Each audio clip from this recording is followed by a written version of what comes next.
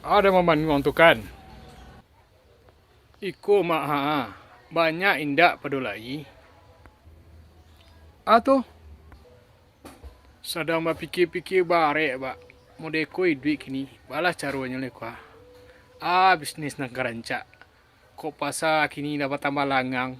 Sajak corona ko. Dak bara orang daerah nak datang le domak. Baik tu bana kini hari ko. Oh, baik itu. Mungkin rancak kenakan jadi YouTuber sila leh. Bak YouTuber tu gadang peluangnya kini tu mah. Oh, kok jadi YouTuber banyak doh modal tu mak. Kalau beli HP, beli kamera nyulai.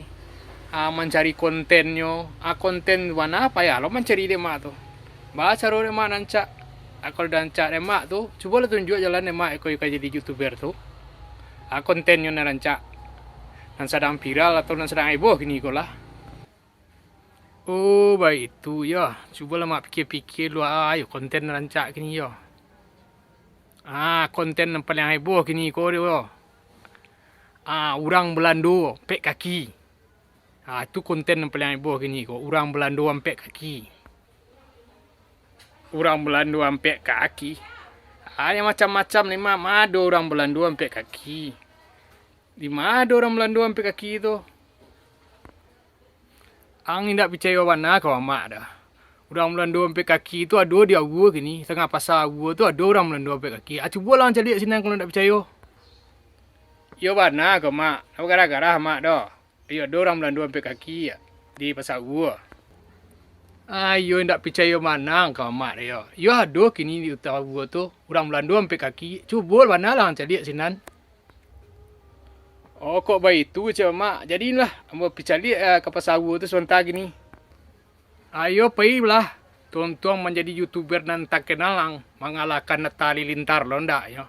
Peti masuk tu mah. Ada yang doakan semoga ang sukses ndaknya. Amin. Amin. Terima kasih mak. Ambo jalan lah. Ayo pergilah.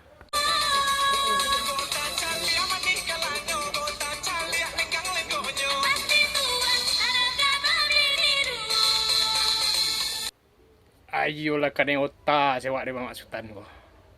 Hari kecek kanyo pasal ada orang Belanda sampai kaki. Kecek awak lah iyo puluh lah turut dah ke situ.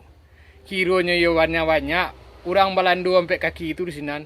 Ada nan Belanda induk-induk semua induk-induk. Ada nan apa-apa yo apa-apa Belanda sampai kaki. Tak tanggung-tanggung dah banyak nan Belanda sampai kaki itu pasal tu. Aduh lo ko palo le aneh. Ada kena otak sewak dia.